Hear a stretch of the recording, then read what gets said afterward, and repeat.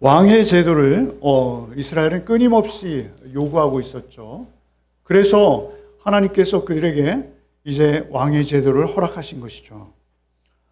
이제 명실상부한 이스라엘의 왕이 세워졌습니다. 사울이죠. 사울을 성경이 말할 때 준수하다 이렇게 표현합니다. 준수하다. 준수하다는 표현이 한 문장 안에 두 번씩 등장하고 있어요. 우리 지난주에 묵상 말씀드리죠. 준수하다라는 것은 다른 의미가 없습니다. 잘생겼다라는 것입니다. 외모가 아주 훌륭하다 이런 의미예요. 사울은 아주 그렇게 외모가 훌륭할 뿐만 아니라 또 그가 다른 사람들에 비해서 키가 컸다라고 하죠. 그래서 키가 커서 어깨 위만큼 그가 솟아오른 그러한 형국이었다는 것이죠. 더군다나 그의 부모는 유력한 사람들이었다. 이렇게 말해요. 유력하다는 것은 재산과 그리고 힘이 있다라는 것입니다. 유력한 부모 밑에서 굉장히 훤칠하고 그리고 잘생긴 뿐만 아니라 그의 내면도 정말 아름답기 그지없습니다. 그가 사환의 말을 경청하죠. 흔히들 그러지 못합니다. 뿐만 아니라 겸손한 정도가 어느 정도입니까? 그가 왕이 되어서 사무엘에게 기름 부음을 받았음에도 자기 주변에 말하지 않습니다. 특별히 그것을 지칭해서 물어보는데도 대답하지 않습니다. 특별히 제비를 뽑았는데 다시 왕으로 그가 뽑혔어요. 이쯤 되면 하나님의 뜻이 너무도 분명한 것인데 그는 짐 보따리들 사이에 숨어버립니다. 그러자 백성들이 그를 찾아 달려갔다라고 말해요. 성경에 보면. 달려가서 그를 모셔옵니다. 백성들이 보기에도 그는 참으로 왕다운 사람이었습니다. 그 품성이 얼마나 아름답습니까? 나귀를 찾으라는 아버지의 분부를 따라 나귀를 찾다가 나귀가 문제가 아니라 나를 걱정하시겠구나. 얼마나 효심이 가득하죠? 겸손하죠? 그의 품성까지 나무랄 데 없어요. 그 백성들이 달려와서 사무엘을 앞으로 인도해 내자 사무엘이 하는 말이 무엇입니까? 모든 백성 중에 짝할 리가 없느니라. 짝할 리가 없다라는 것은 견줄 만한 자가 없다는 거예요. 비교 대상이 아니라는 거예요. 더구나 그에게는 하나님의 영이 임하시죠. 하나님의 영이 임함으로 그가 길르앗 야베스를 암몬 사람들이 침공했을 때 길르앗 야베스 사람들은 우리가 당신들께 조공하겠습니다. 조약을 맺어 주십시오. 우리가 당신들을 섬기겠습니다.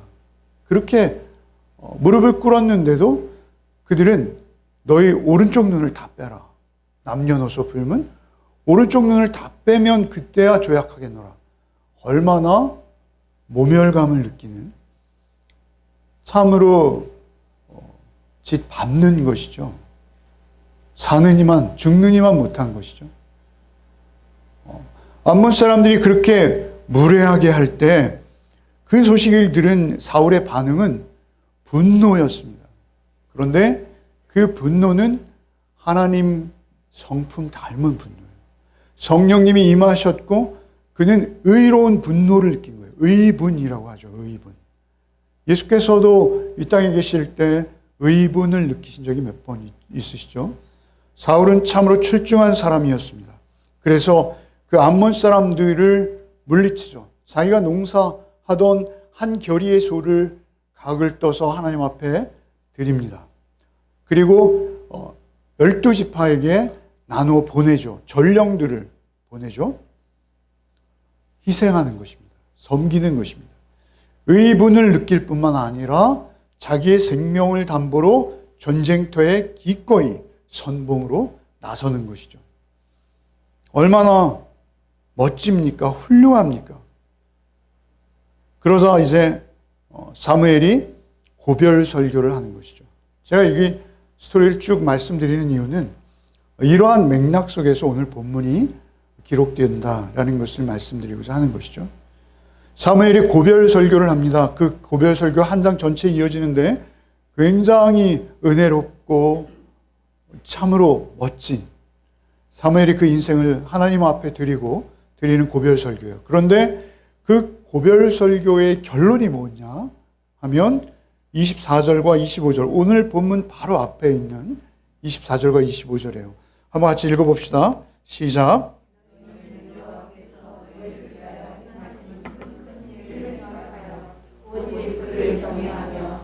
마음을 다하여 진실이 섬기라. 만일 너희가 여전히 악을 행하면 너희와 너희 왕이 다 멸망하리라. 너희의 마음을 다해서 진실이 하나님을 섬기면 영원할 것이다. 예, 열려 있어요. 열린 미래예요. 하나님께서 우리의 삶을 간섭하십니다. 그리고 우리는 분명히 하나님의 백성이요 하나님의 자녀로 구원 얻은 것, 한 번 구원은 취소되지 아니하고 영원한 것이죠. 그것은 불변입니다. 그럼에도 불구하고 열려 있습니다. 구원받은 자의 입장인 거예요. 우리가 이 땅을 살아가는 동안에 우리의 삶에서는 하나님의 말씀을 청종하고 그 말씀에 순종하며 그 말씀을 따라야 하는 의무가 우리에게 있는 것입니다. 우리가 구원받은 자이고 하나님 앞에 그 은혜를 입은 자가 맞다면, 확실하다면 열려 있어요. 왕의 미래가 변화될 수 있다는 것입니다. 왕의 미래는 그가 마음을 다해서 진실히 하나님을 섬길 때와 그렇지 못할 때 두 경우의 수가 그 앞에 있는 것이에요. 왕은 하나님의 말씀, 곧 선지자, 그리고 제사장들과 견제와 균형 속에서 나라를 하나님의 말씀으로 섬겨야 하는 존재인 것이죠. 왕이라고 해서 예외가 아닙니다. 절대 왕이 특별한 것이 아니죠. 그래서 사무엘의 고별 설교는 사실 은혜로 시작했지만 긴장으로 끝나고 있습니다. 그렇게 긴장을 주죠. 그 긴장이 그냥 사무엘의 설교만이 아니라 하나님이 우레와 번개를 동반하는 그 추수기에 엄중한 심판의 경고이기도 하는 것이죠. 그렇게 고별 설교가 끝나고 오늘 1절부터 이제 시작되는 거예요. 사울이 왕이 된 지 2년이 지났다 하는데 이 2년이라는 것은 만으로 2년이 아니라 이 일이 있고 그 다음 해라는 것이죠. 횟수예요, 횟수. 그리고 나서 이제 사울이 첫 전쟁을 맡게 돼요. 왕이 정식으로 된 후에 그가 첫 시험을 치르게 되는 것이죠. 그는 상비군 3,000명을 조직합니다. 요즘 말로 하면 직업군인이죠. 그 직업군인 3,000명을 두고 2,000명은 자기가, 1,000명은 아들 요나단에게 이렇게 맡게 하는 것이죠. 그러자 아들 요나단이 말이죠, 게바에 있는 블레셋 수비대를 쳤다, 이렇게 본문이 말하고 있죠. 게바라는 지역은요, 베냐민 지파의 지역 가운데 있는 하나의 성이죠. 게바는 오래된 성입니다. 여러분, 베냐민 지파는요, 유다 지파에 둘러싸여 있습니다. 그리고 유다 지파의 서쪽 경계는 단 지파와 맞닿아 있습니다. 그러니 베냐민 지파의 성읍인 게바는 이스라엘 깊숙한 곳이에요. 그런데 그곳에 블레셋의 수비대가 상주하고 있었다는 것이죠. 여러분, 우리가 잘 알고 있듯이 사울과 요나단, 베냐민 지파이죠. 자신 지파의 성읍에 블레셋의 수비대가 그곳을 지키고 다스리고 있었다라는 것이죠. 그래서 당연히 요나단은 하나님께서 블레셋을 쫓아내는 것이 하나님의 뜻이라고 여겼을 거예요. 그죠? 그렇기도 하고요. 그래서 게발을 치는 것이죠. 게발을 치는 것은 분명히 요나단 혼자의 독단은 아니었을 것이라고 여겨져요. 왜냐하면 게발을 치자마자 사무엘이 전군 소집령을 내리죠. 예비군들까지 다 모아들이는 나팔을 부는 거예요. 나팔을 사울이 블레셋 사람들의 수비대를 친 것과 이스라엘이 블레셋 사람들의 미움을 받게 되었다. 그 전령들이 전한 내용은 이것이죠. 사울이 블레셋 수비대를 친 것과 요나단이 쳤죠. 그러나 사울이 함께하고 있어요. 사울이 블레셋을 친 것과 그리고 블레셋에게 우리가 미움을 받게 되었다라고 전령을 보내자 백성들이 길갈로 모여오는 것이죠. 그렇게 군대를 모으고 있는 사울, 그 이유는 블레셋도 군대를 모으고 있다라고 여겨졌을 거예요. 여러분 5절로 7절 본문을 한번 읽겠습니다. 시작. 블레셋 사람들이 이스라엘과 싸우려고 모였는데 병거가 3만이요 마병이 6,000명이요 백성은 해변에 모래같이 많더라. 그들이 올라와 대단의 동족 이스라엘의 진지에 이스라엘 사람들이 그것을 절박하여 절과 숲과 바위 틈과 물량과 넘긴 소리며 어떤 히브리 사람은 요단을 건너 갓과 거절한 땅으로 가되 사울은 아직 길갈에 있고 그를 따른 모든 백성은 떠났더라. 예, 상황이 대충 이렇게 기록되어 있죠. 특별히 놀라운 것은 그들의 병거가 얼마요? 3만이라고 합니다. 3만 병거라는 것은 우리가 쉽게 상상할 수 있는 숫자가 아니에요. 아수르나 애굽의 군대의 경우도 그렇습니다. 근데 블레셋에서 3만의 병거가 동원되었다? 과연 그게 가능할까? 애굽에서 빌려온 걸까? 블레셋 또는 아수르에서 빌려온 걸까? 학자들이 그 3만이라는 숫자를 이렇게 변호하기 위해서 많은 해석들을 내놓아요. 3만이라는 숫자를 그러나 저는 그대로 인정하고 싶습니다. 여러분 사사시대에 보면 하솔왕 야빈이 거느린 군대장관 시스라가 있죠. 시스라가 이스라엘을 20년간 다스리죠. 20년간 다스릴 수 있는 그의 힘은 어디에 있냐면요. 그의 힘은 병거 900승에게 있습니다. 병거 900대면 당시 어떤 나라도 팔레스틴, 중근동에 있던 나라들은 무적입니다. 상대가 되지 않아요. 그런데 그렇게 요즘 말로 하면 탱크에 해당하는 마병도 대단한 거예요. 마병도 사실 요즘 말로 하면 탱크 같은 거죠. 그런데 병거다 하면 그것은 정말 미사일을 싣고 있는 탱크 같은 거예요. 활 쏘는 사람도 있고 창을 꽂는 사람도 있고 그리고 병거 양쪽 바퀴에는 날카로운 칼 같은 것들이 막 솟아있잖아요. 우리 배너라는 영화 보면 병거 모습이 잘 드러나죠. 그러한 병거가 3만 대예요. 그런데 이스라엘은 모기가 뭐라고요? 본문에 낫, 괭이, 쇠스랑이라는 거 뭐죠? 땅을 이렇게 고르는 돌 같은 거 골라내는 거죠. 쇠스랑. 그리고 칼을 가진 자는 누구뿐이에요? 오늘 보면 바로 이어지는 부분인데요. 단 2사람. 변변한 철제 무기인 칼을 가지고 있는 사람은 다윗과 요나단 단 2명이에요. 그 정도 되어지면 이 전쟁은 이미 끝난 거죠. 그죠? 인간의 눈으로 보기에 그렇습니다. 그래서 그들이 은밀한 곳, 바위 틈, 숲을, 전쟁입니다. 서로 진영을 갖춰야 되는데 그들이 흩어져서 바위 틈과 숲을 같은 곳에 숨기 시작하는 거예요. 심지어는 요단강을 건너서 요단 동편으로 가버려요. 므낫세 반. 그죠? 므낫세 반지파, 갓지파, 루벤 지파가 있는 요단 동편으로 도망가 버리는 것이죠. 여러분, 이러한 모습들은요, 사실 제가 늘상 드리는 말씀입니다만 이러한 전쟁이 의미하는 바는 뭐죠? 오늘날 우리 그리스도인들의 영적 전쟁이죠. 그죠?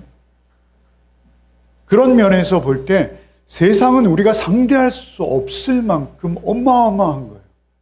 세상은 우리가 보기에 세상에서 나라는 존재는 너무나 미미하고 초라하고 있는 둥 만 둥 그런 존재인 것이죠. 정말 세상이 힘으로 나와 맞대항할 때 내가 취할 수 있는 행동은 사실 바위 틈,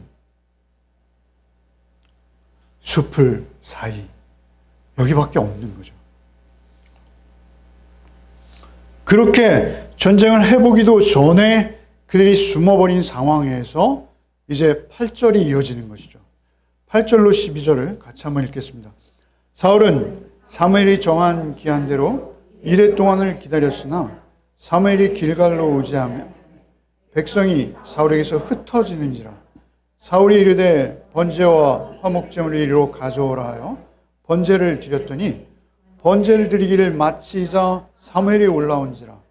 사울이 나가서 맞으며 문안하매 사무엘이 이르되 왕이 행하신 것이 무엇이냐 하니 사울이 이르되 백성은 내게서 흩어지고 당신은 정한 날에 오지 아니하고 블레셋 사람은 믹마스에 모였음을 내가 보았으므로 이에 내가 이르기를 블레셋 사람들이 나를 치러 길갈로 내려오겠거늘 내가 여호와께 은혜를 간구하지 못하였다 하고 부득이하여 번제를 드렸나이다 하니라. 전쟁의 상황에서 사무엘과 다윗은 약속을 맺고 있었어요. 이 약속이 그 전에 기록되었다, 10장 8절에 기록되었다라는 주장도 있으나 사실 그 약속과 이 약속은 다른 약속입니다.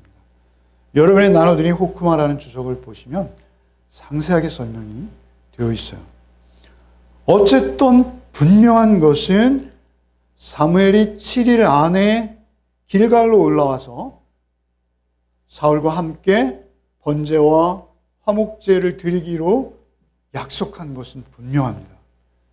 그래서 사울이 그곳에서 이제 사무엘이 오기를 기다리고 있었던 것이죠. 그런데 오지 않는 거예요. 7일이 되었는데도 사무엘이 오지 않는 거예요. 얼마나 조급했을까요? 사람들은 흩어져 가고요. 그래서 그가 이제 번제를 직접 드리게 되는 것이죠. 여러분, 우리가 잘 알고 있듯이 왕과 제사장은 권한이 별개이죠. 그럼에도 불구하고 왕이 제사장의 권한을 월권해서 그가 제사를 드리는 것은 엄히 금지되어 있죠. 우시아의 경우를 우리 잘 알고 있죠. 문둥병으로 치셨습니다.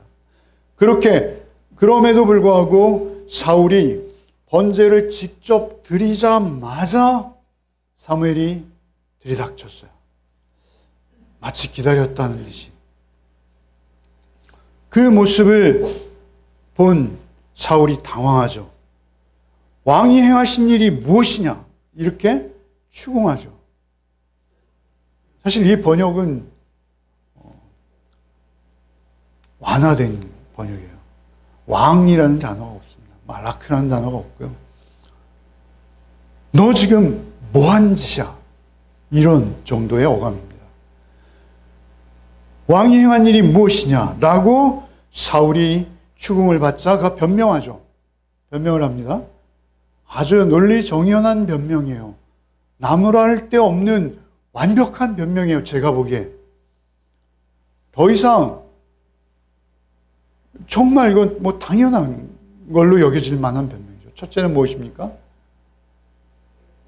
백성들이 흩어지고 있다는 거예요. 이대로 우리가 번제조차 드리지 않고 있으면 이제 우리는 다 오합지졸 다 흩어지고 나 홀로 남을 것입니다. 뭐 이런 의미인 것이죠. 백성들이 흩어지고 있었다가 첫 번째 이유고요. 두 번째 이유는 무엇입니까? 당신은 늦어지고. 그리고 세 번째는 무엇입니까?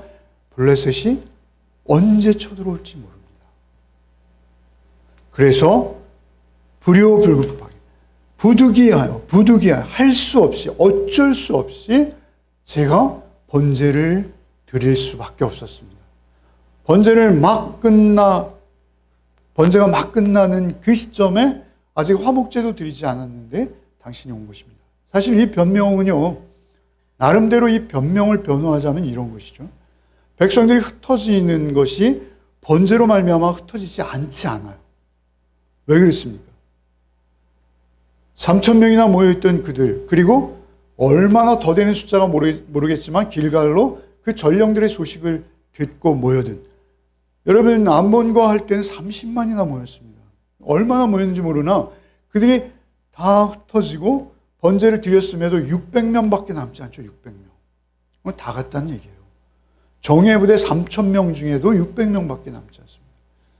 사무엘이 늦게 왔다라는데 사실은 사무엘이 그날 오는 거예요. 그 마지막 날 오는 거예요. 뿐만 아니라 블레셋이 언제 쳐들어올지 모른다라는 변명도요, 사실 번제를 드리지 않고라도 전쟁을 개전할 수 있습니다. 그들과 상대해서 전쟁을 할 수 있어요. 변명은 변명일 뿐이에요. 그러나 어찌되었든 부득이하여 라고 그가 이렇게 변명을 하고 있는 이유는 무엇입니까? 그것은 태도의 문제예요. 태도의 문제입니다. 그것은 사울의 교만입니다. 자기의 생각과 자기의 판단이 절대 옳다는 것이에요. 하나님의 말씀, 하나님의 뜻은 하나님의 말씀이 하나님의 뜻일 뿐 현실과는 전혀 다르다는 것이죠. 현실의 상황은 내가 하나님보다 더 잘 알고 있다. 현실의 상황은 반드시 번제가 드려질 수밖에 없는 상황이다 라고 스스로 판단한 거예요. 조급하게 결정한 거예요.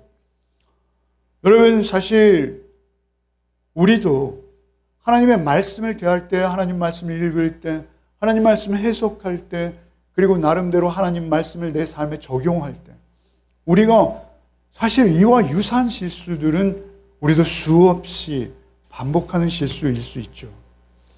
어찌되었든 그렇게 그는 번제를 드리는 거예요.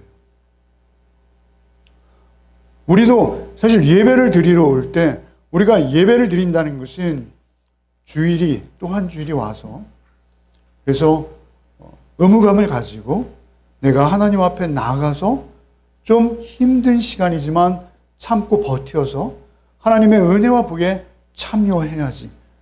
사실 이것이 우리의 예배 심정일 수 있어요. 그러나 예배는 그런 것이 아니죠. 예배는 하나님의 뜻을 분별하는 시간이요, 하나님의 뜻 앞에 내 뜻을 내려놓고 내가 하나님의 피조물임을 인정함과 동시에 내 뜻과 생각과 계획을 하나님의 말씀 앞에 비추어서 수정하는 시간이에요. 하나님을 내가 어떻게 바꿔내는 시간이 아니고요, 내가 하나님 앞에 어떤 결제하는 시간이 아니고요, 내가 하나님 앞에 어떤 허락을 얻어내는 시간도 아니에요. 사실. 오히려 하나님 말씀을 통해서 하나님의 뜻을 묻는 거예요. 그런데 사울은 뭐라 하죠? 오늘 본문에 보면 은혜를 구하지 않았기에 당신이 오지 않았지만 내가 번제를 드릴 수밖에 없었나이다. 은혜를 구하지 않았기에 번제를 드리는 거예요. 하나님의 은혜가 필요한 거예요. 그냥 자기의 모든 논리와 판단이 우선하고 앞설 뿐만 아니라 거기에 하나님의 은혜가 더해지기를 바라는 것이죠. 여러분, 이것은 굉장히 큰 차이예요. 뭐 그게 그렇게 중요한가 싶지만 이 태도의 차이에서 우리의 신앙은 완전히 달라지는 것입니다. 다윗 같은 경우는 전쟁을 앞두고 물론 제사를 드리죠. 그러나 다윗의 심중에 가장 자주 등장하고 표현하는 한 문장이 있어요. 우리가 앞으로 다윗의 생애도 묵상하게 될 텐데요. 사무엘상에서 계속. 그 다윗의 특징은 전쟁을 앞두면 꼭 반복하는 물음이 있어요. 하나님, 치리이까 말리이까? 하나님, 제가 올라가리이까 말이이까? 이 말씀들이 동일한 말씀인데 계속 반복돼서 빠지지 않냐고 등장하고 있다라는 것이죠. 예배라는 것도 하나님의 말씀 앞에서 우리의 태도라는 것도 하나님의 말씀이 우리의 부족이 아니라 은혜를 구하고 통과 의례처럼 결제를 얻는 시간이 아니라 우리가 하나님 앞에 결제를 얻는, 우리가 하나님 앞에 하나님의 말씀으로 우리가 하나님의 뜻을 구별하는 시간이어야 한다라는 것이죠. 여러분 13절로 15절 한번 읽겠습니다. 시작.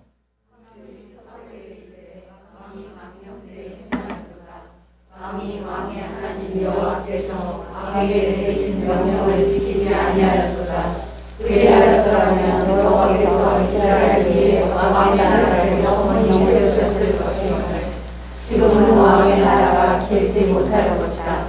여호와께서 왕에게 명령하신 바를 왕이 지키지 아니하였으므로 여호와께서 그의 마음에 맞는 사람을 구하여 여호와께서 그를 그의 백성의 지도자로 삼으셨습니다 하고 3일 일어나 길갈에서 떠나 베냐민 기브아로 올라가니라. 사울이 자기와 함께한 백성의 수를 세어보니 600명 가량이었더라. 이렇게 오늘 본문이 끝나고 있죠.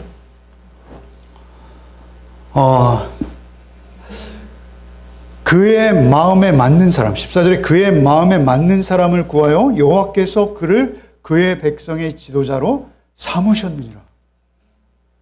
번제를 조금 먼저 드렸다는 그 이유 하나만으로 그 복잡한 절차를 밟아 왕위에 기름 부어지고 세워진 사울을 끌어내리시죠.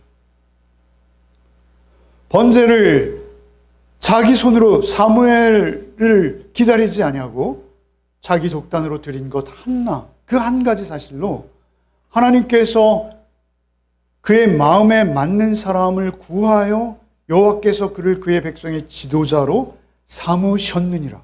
확정적이에요. 삼으셨느니라. 아직 다윗은 태어나지도 않았을 시기죠. 그런데 이미 사울은 왕위에 있을 뿐이지, 그가 앞으로 38년을 더 집권하게 될 것이지만 이제 집권 2년치 하거든요. 그럼에도 불구하고 그는 이스라엘의 왕으로서의 의미는 이 순간에 빼앗긴 거예요. 왕 좌에 앉아 있는 것만으로 아무 의미가 없다라는 것이죠. 여러분, 이거 너무 잔인한 거 아닙니까? 여러분, 이거 너무 불공평하다 생각지 않으세요? 여러분, 저는 성경을 읽으면서 더 어릴 때 성경을 읽으면서 야, 다윗 이 치사하고 나쁜 인간 사울 반만 따라와 봐라. 사실 이렇게 여겼던 적도 있어요. 사울이 얼마나 멋있습니까? 사울은 완벽한 사람이에요. 그런데 그 제사 한번 드렸다 해서 이렇게 다윗은 제사장들만 먹는 떡을 먹고요. 뭐 더한 일 많이 하잖아요. 다윗이 지은, 아니 사울이 간음했습니까? 간음은요 엄청난 죄죠. 아니 사울이 청부 살인을 했습니까? 여러분, 다윗은 자신에게 가장 충성스러운 충직한 부하를 야비한 술수로 죽음에 이르게 하는 간교한 죄인이죠. 그렇지 않습니까? 거기에 비하면 사울의 죄는 우리 사회적 세상적 시각과 눈으로 볼 때 사실 너무나 사소한 거예요. 너무나 사소한 것이고 오히려 잘해보려는 뜻에서 충성되이 백성들을 지켜내고자 하는 의도로 그렇게 한 거 아닐까요? 그런데 하나님 입장에서 그것은 전혀 죄의 질이 다른 거예요. 전혀 다른 죄인 거예요. 우리는 원래 죄이기에, 우리가 원래 죄인이기에 그렇게 죄된 심성이 죄의 행위로 드러나는 것은 오히려 당연한 거예요. 그런 죄를 우리는 언제든지 지을 수 있는 잠재적인 죄인들입니다. 모두가. 우리가 설령 구원받았고 엄청난 은혜를 받았다 해서 정말 하늘이 감동할 만한 간증을 하고 뭐 다 해도 우리는 그의 죄의 속성에서 완전히 벗어나지 못한 자들입니다. 언제든지 그러한 죄성이 우리를 통해서 실현되어질 수 있는 자들이에요. 다윗이 얼마나 충만했던 자입니까? 그러나 하나님께서 보시고자 하는 것은 그 죄가 아니라 하나님 앞에서의 망령됨이요. 하나님께서 더 심각하게 여기는 죄, 정말 씻을 수 없는 죄, 어찌할 수 없는 죄, 더 이상 고칠 수도 없는 신약의 표현대로 하면 성령 회방죄. 여기서는 망령되, 사실 망령되 일컫다, 이런 사칼이라는 이 히브리어는요, 어리석다, 바보스럽다, 뭐 이 정도의 의미예요. 여러분, 영어 성경에 보면 foolish라는 단어로 기록하고 번역하거든요. 어리석고 바보스러운 것이 뭐가 그리 죄가 되겠습니까? 그런데 하나님을 향해서, 하나님 앞에서 우리의 태도, 하나님을 인정함에 있어서 우리의 영, 하나님을 감지하고 하나님이 어떤 분이신지에 대한 가장 기초적인 그 상황에 대해서는 어리석은 것, 바보스러운 것, 용납이 안 되는 부분이에요. 하나님에 대해서만큼은 우리는 이러한 표현을 실제적 무신론 이렇게 표현해요. 실제적 무신론. 늘 하나님을 입으로 이야기하고 하나님 앞에 손을 들고 찬양하고 예배에도 꼬박꼬박 참여하고 있지만 실제적 무신론이라는 것이죠. 하나님을 성경에 기록된 하나님대로 알지 못하는 거예요. 하나님의 존재 방식을 모르는 거예요. 그리고 그냥 나의 편의성과 나의 감정, 나의 감상에 맞추어서 내가 상상하는 그 어떤 존재가 나의 하나님이 되어진, 그것은 실제적 무신론이라는 거예요. 하나님 계시지 않은 거예요. 하나님 계시지 않은 실질적인 삶이 사울의 삶인 거예요. 세상으로 보기에는 너무 멋져도 그는 망령된 거예요. 그는 하나님 앞에 망령된 자인 것이죠. 그것을 하나님께서는 다른 모든 죄보다 무겁게 보시고 그것은 하나님께서도 어찌하실 수 없는 기가 막힌 태도인 것이죠. 그 태도는 계속 이어진다라는 것이죠. 여러분, 이 망령되다라는 표현을 다윗도 사용합니다. 이 사칼이라는 단어는 구약성에 8번밖에 등장하지 않습니다. 근데 그 중에 사울에게 한 번 쓰여졌고요. 다윗에게도 이 단어가 쓰여져요.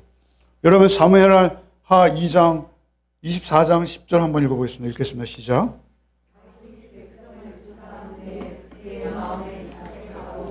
다윗이 여호와께 아뢰되 내가 이 일을 행함으로 큰 죄를 범하였나이다. 여호와여, 이제 감사옵나니 종의 죄를 사하여 주시옵소서. 내가 심히 미련하게 행하였나이다. 미련하게, 이것이 사칼이라는 단어예요. 망령되게 행했습니다. 대상 21장 8절도 역시 동일한 상황인데요.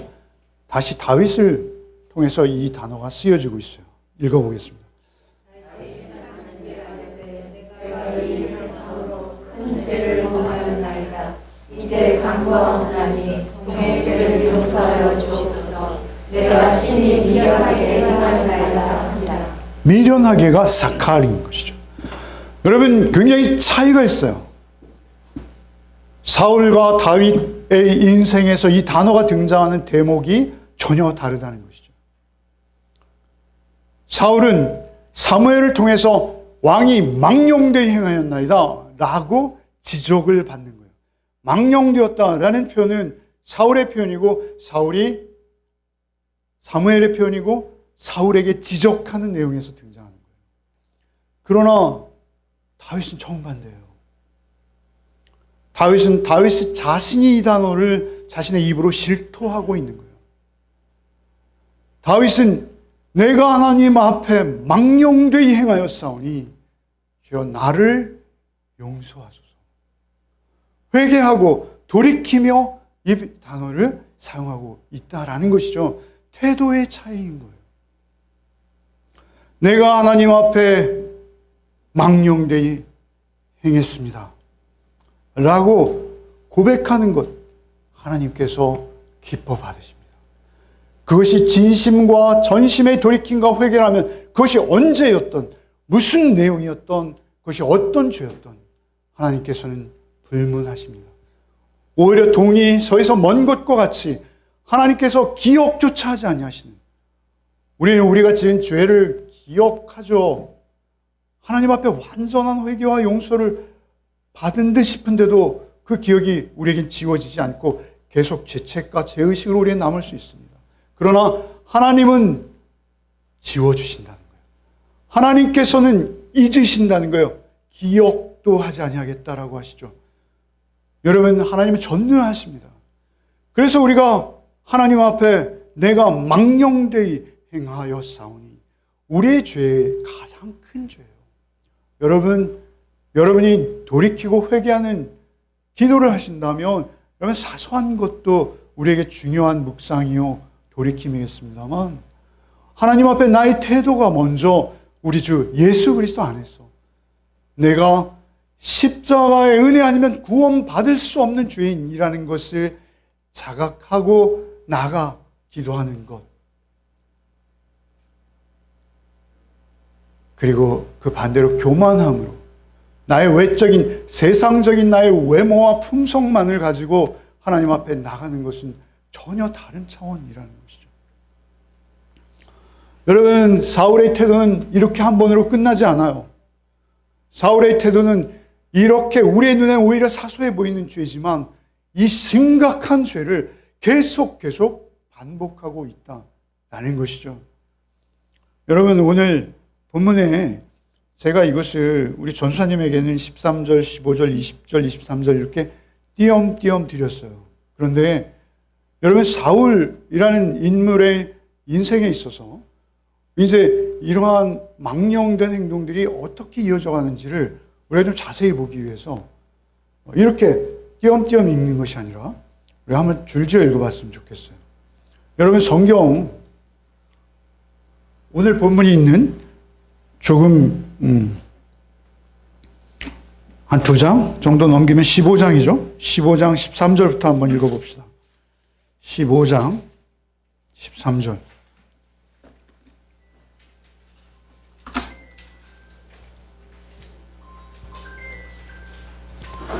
(15장) 13절부터 같이 읽다가 제가 조금 말씀드리고 또 읽고 그렇게 하죠. 13절부터 읽겠습니다. 사무엘이 사울에게 이른즉 사울이 그에게 이르되 원하건대 당신은 여호와께 복을 받으소서. 내가 여호와의 명령을 행하였나이다. 여러분, 여호와께서 아말렉을 진멸하라 하셨어요. 아말렉을 진멸하라 하신 이유는 아말렉이 이스라엘에게 한 일이 너무 끔찍했기 때문에 그래요. 어쨌든 하나님의 말씀이요, 하나님의 명령이에요. 그런데 사무엘이 오자 사울이 나가면서 그를 맞아들이면서 뭐래요? 내가 여호와의 명령을 행하였나이다. 이렇게 말하죠. 행하지 않았어요. 여러분, 14절 계속 읽겠습니다. 사무엘이 이르되 그러면 내 귀에 들려오는 이 양의 소리와 내게 들리는 소의 소리는 어찌 됨이니까 하니라.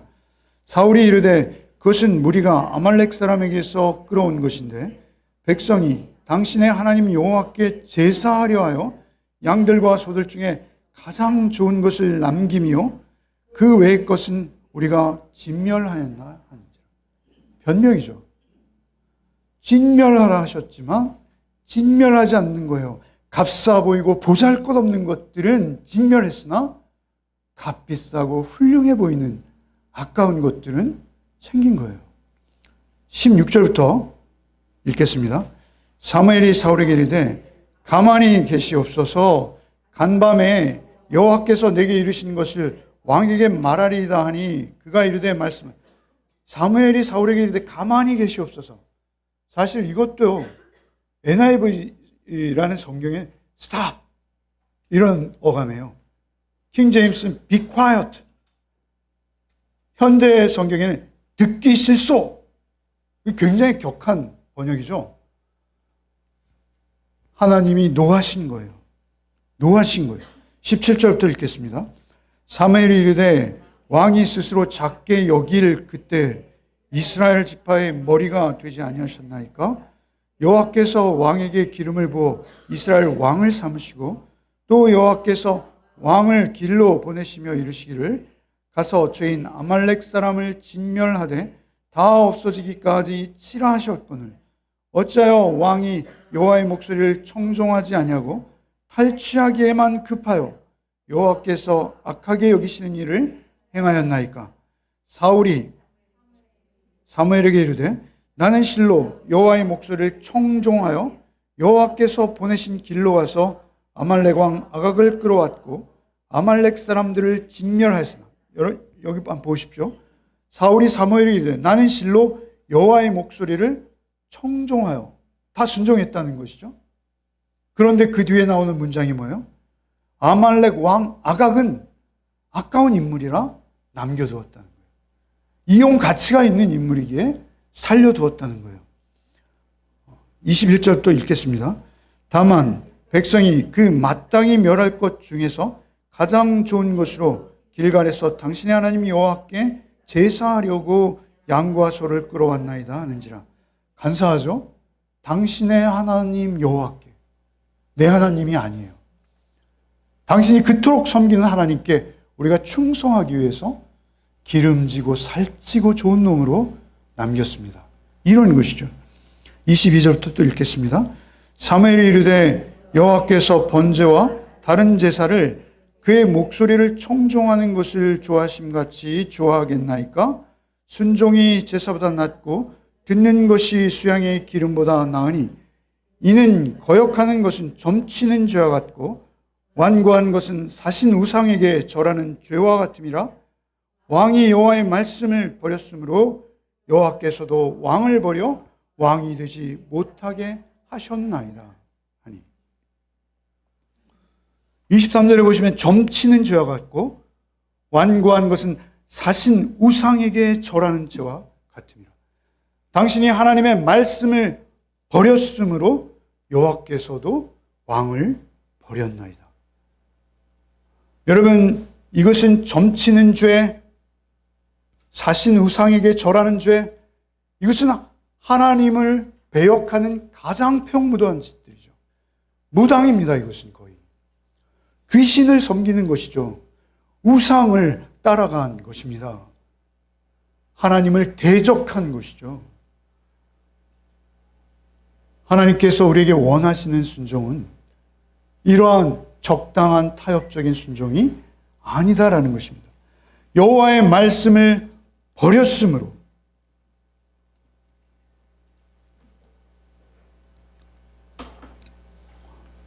인간은 무엇으로 사는가라는 책이 있죠. 인간은 무엇으로 사는가? 여러분, 그들이 사사의 시대를 지나 이제 왕정의 시대로 돌입했습니다만 하나님께서 그들을 출애굽시키신 이유는 무엇이죠? 출애굽시키신 이유는 만나로 사는 것이 아니라 너희가 하나님의 말씀으로 사는 것이다. 왕께서 여호와의 말씀을 버렸으므로 하나님께서도 왕을 버리셨나이다. 여호와의 말씀으로 사는 거예요. 광야는 먹을 것이 없는 곳이죠. 줄인 곳입니다. 늘 배고픈 아우성이 있는 곳이요, 목마른 신음이 있는 곳입니다. 그럼에도 불구하고 하늘의 만나로 바위에 터지는 반석의 물로 그들을 먹이셨죠. 죽지 않는다는 거예요. 죽지 않는다는 거예요. 먹고 살 만큼 산다는 거예요. 그들의 화려한 식탁과 병거의 3만 명과 이런 것이 우리의 삶의 목적이 될 수 없다는 거예요. 우리의 존재가 하나님의 말씀에 붙들려 있으면 되는 것이라는 것이죠. 하나님께서 오히려 우리에게 작은 것에 충성하기를 원하시고, 여러분, 주께서 오셨을 때 예수님의 모습은 어떤 모습이셨습니까? 여러분, 말씀이 육신이 되신 주님의 모습 그대로 우리가 주님을 모시고 주님과 동행하는 거예요. 신명기 8장 3절 한번 읽어보겠습니다. 구약 전체. 여러분 출애굽한 목적이 뭐냐면 만나를 주신 것이 목적이 아니라 말씀을 주시는 것이 목적이었어요. 시내산에서. 읽어봅시다. 너를 낮추시며 너를 줄이게 하시며 또 너도 알지 못하며 내 조상들도 알지 못하던 만나를 내게 먹이신 것은 사람이 떡으로만 사는 것이 아니요 여호와의 입에서 나오는 모든 말씀으로 사는 줄을 내가 알게 하려 하심이니라. 말씀으로 사는 거예요. 말씀이 있는 곳에만 의로움이 있습니다. 말씀이 있는 곳에만 사랑이 있습니다. 말씀이 없으면 우리에겐 아무것도 없는 것입니다. 마태복음 4장 4절 예수께서 하신 말씀이죠. 읽겠습니다. 예수께서 대답하여 이르시되 기록되었으되 사람이 떡으로만 살 것이 아니요 하나님의 입으로 나오는 모든 말씀으로 살 것이라. 말씀은 예수 그리스도 자신이시죠. 예수 그리스도의 생애입니다. 우리가 예수를 모시고 예수 따라 사는 거예요. 예수는 어떠한 삶을 사셨나요? 예수도 말씀에 순종하는 삶을 사신 거예요. 철저히. 여러분 요한복음 5장 요한복음 6장 38절 한번 읽어보겠습니다. 내가 하늘에서 내려온 것은 내 뜻을 행하려 함이 아니요 나를 보내신 이의 뜻을 행하려 함이라. 나를 보내신 이의 뜻은 내게 주신 자 중 내가 하나도 잃어버리지 아니하고 마지막 날에 다시 살리는 이것이니라. 내 아버지의 뜻은 아들을 보고 믿는 자마다 영생을 얻는 이것이니 마지막 날에 내가 이를 다시 살리려 하시니라. 아버지의 뜻은 아들을 보고 믿는 자마다 영생을 얻게 하는 것, 그것을 위해 예수께서 오셨고 그것을 위해 하나님의 말씀에만 오직 붙들려 그 말씀에 충성하는 삶을 산 거예요. 그렇지 않습니까? 그죠? 하나님, 이 잔을 하실 수만 있거든 내게서 떠나게 하소서. 그게 예수님의 기도였어요. 그래서 하나님께서 그 기도에 응답하셨으면 어떻게 됐겠어요? 예수님도 육신을 입고 계셨어요. 우리와 같은 한계를 지니셨다는 것이죠. 그래서 그 십자가에 쓴 잔이 힘드셨던 거예요. 그래서 아버지여 할 수만 있으시거든 이라고까지 하나님께 그 잔을 면하게 해달라 기도하셨어요. 그러나 나의 뜻대로 마옵시고 아버지의 뜻대로 하옵소서라고 그 기도로 인해서 예수께서 승리하신 거예요. 예수께서 승리하셨던 요인, 예수께서 그 십자가의 죽으심으로 우리를 모두 구원해내시고 구원으로 말미암아 우리도 예수와 함께 구원받게 하시려는 그 뜻을 이루시고자 하나님의 말씀에 순종하신 것이죠. 여러분 요한복음 5장 30절로 33절 한번 읽겠습니다. 내가 아무것도 스스로 할 수 없노라. 듣는 대로 심판하노니 나는 나의 뜻대로 하려 하지 않고 나를 보내신 이의 뜻대로 하려 함으로 내 심판은 의로우니라. 내가 만일 나를 위하여 증언하면 내 증언은 참되지 아니하되 나를 위하여 증언하는 이가 따로 있으니 나를 위하여 증언하시는 그 증언이 참인 줄 아노라. 너희가 요한에게 사람을 보내매 요한이 진리에 대하여 증언하였느니라. 자신에 대해 증언하는 분은 하나님이시라는 것이죠. 아무것도 스스로 할 수 없노라. 듣는 대로 하신다는 거예요. 나를 보내신 이의 뜻대로 하려고. 내가 만일 나를 위하여 증언하면 내 증언은 참되지 않다. 사울이 하는 변명들을 보십시오. 그 변명들이 얼마나 허황되고 거짓되어 자기를 변호하는 변명들입니까? 사실 우리에게는 그러한 변명들이 필요 없다는 것이죠. 하나님께서 다 아신다라고 말씀하신 거예요. 하나님이 심판하실 것이요, 하나님이 증언해 주실 것이요, 하나님이 필요하면 변호해 주실 것이요. 그것이 인간 앞이건 그것이 하나님의 최종적인 심판 때 앞에서 이건 하나님께서 다 알고 계시다라는 것이죠. 여러분, 그 겟세마네의 기도를 하나님께서 받으신 거예요. 그죠? 그래서 아들을 십자가에 매어 다신 것이죠. 여러분, 그 사랑이 성경 전체를 관통하고 있는 거예요. 여러분, 아브라함이 왜 우리의 믿음의 조상이 되었습니까? 아브라함아, 내 아들 이삭을 내게 모리아 산에서 번제로 드리거라. 어떻게 그런 하나님이실 수 있습니까? 어떻게 하나님 나에게 그러실 수 있습니까? 아닙니다. 하나님께서 우리에게 아들을 주셨기에 하나님께서도 우리에게 전부를 요구하시는 것이죠. 여러분의 아들이, 여러분의 자녀가 여러분의 하나님 대적이 될 수 있습니다. 여러분의 어떤 것이든 여러분이 그것을 위해서 하나님 앞에 변명하기 시작한다면 이미 하나님의 말씀은 여러분 안에 능력일 수 없다라고 성경은 분명히 우리에게 교훈하고 있다라는 것이죠. 여러분, 정말 제가 인생을 살면 살수록 저의 삶 속에서 늘 이거 하나님 응답이야 라고 했는데 제 안이 편안해요. 그리고 그 자리를 떠나고 싶지 않아요.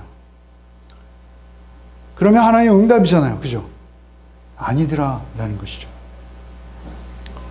우리 하나님 앞에서 거북하고 하나님 이 자리만큼은 저에게 너무나 거북하고 힘듭니다. 주님, 이 자리만큼은 좀 피하게 해주십시오 라고 했던 경우들이 몇 번 있어요. 그런데 나중에 시간이 흐른 후에 보니까 그 자리를 피하지 아니하고 하나님이 옳습니다. 저는 틀렸습니다. 하나님이 맞습니다 라고 인정했던 그 어렵고 힘든 자리, 그 어렵고 힘든 시간들만 저에게 의미 있는 시간, 저에게 의미 있는 인생의 대목이 되더라라는 것이죠. 여러분, 이 본문에 관한 여러분 적용은 여러분 각자의 몫입니다. 여러분, 이것을 제가 어떻게 말씀드릴까요? 내 삶이 힘들어지고 내 인생이 내 뜻대로 되지 않고 너무나 거북하고 원하지 않는 방향으로 흘러가고 있다고 여기십니까? 하나님의 말씀을 붙드십시오. 하나님의 말씀을 묵상하십시오. 그 말씀 가운데 내가 있어야 할 자리가 여기가 맞다면 버티십시오. 욕을 당하십시오. 여러분, 오히려 거북하지만 그 자리가 하나님의 뜻을 분별하는 자리가 될 수 있습니다. 여러분, 예배 오십니까? 예배 오시면 여러분 그냥 교회 마당을 밟는 것은 아무 의미가 없습니다. 여러분, 말씀 안에서 하나님의 뜻으로 인해서 내 뜻이 내려놓아지고 하나님의 말씀으로 인해서 내 삶의 궤도가 바뀌어지고 여러분, 그때만 우리의 예배는 예배될 수 있습니다. 그때만 우리는 하나님 앞에 산 제사로, 산 제물로 하나님 앞에 우리의 삶을 드리게 된다라는 것이죠. 여러분, 정말 인생을 다 살아놓고 인생이 다 끝날 때 뒤돌아보니까 내 야망과 내 욕망의 노예로 일평생 하나님을 입에만 올리며 내 편한 대로 하나님의 말씀을 재단하고 해석하고 내 식대로만 적용해 왔다면 얼마나 허무한 시간들이겠습니까? 돌이킬 수 없는 인생이 되고 말 것입니다.